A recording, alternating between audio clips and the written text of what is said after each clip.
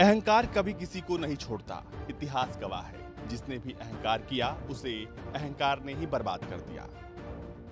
और मौजूदा वक्त में यही हाल है चीन का।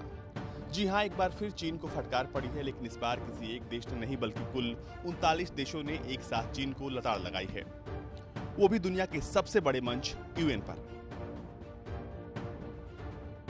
यूएन में चीन को 39 देशों ने इसलिए फटकार लगाई क्योंकि वो न सिर्फ भारत के साथ सीमा विवाद कर रहा है, बल्कि अपने ही देश के विगड़ मुसलमानों के साथ गलत व्यवहार कर रहा है।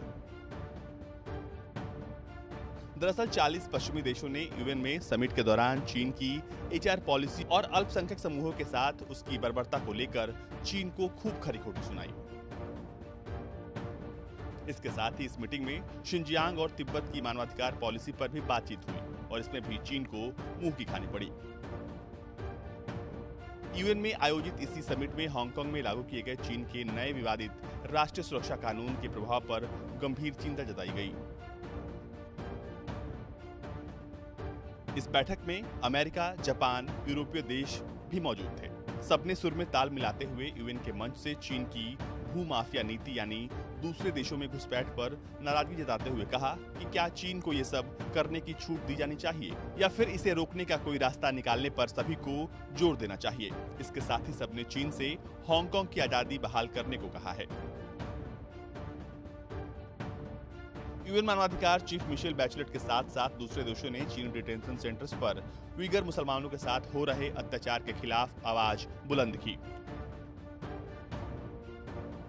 और इसके बाद तुरंत यूएन की मानवाधिकार कमेटी ने बाकायदा एक बयान जारी किया, जिसमें कहा गया कि चीन अपनी मानवाधिकार नीति पर ध्यान दे और अल्पसंख्यक समुदायों पर उत्पीड़न बंद करे।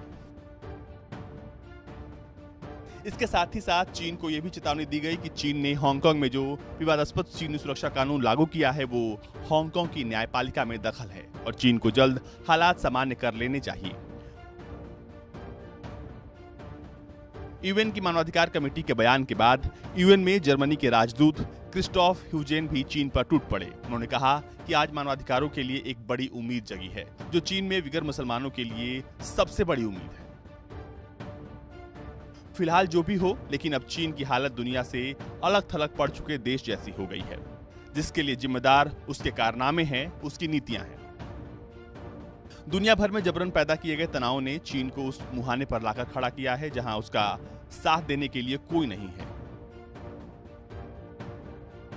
वहीं रही बात भारत की, तो हर देश भारत के समर्थन में खड़ा है, जिसका परिणाम ये है कि अब भारत चीन को आंख दिखाए, सीना ताने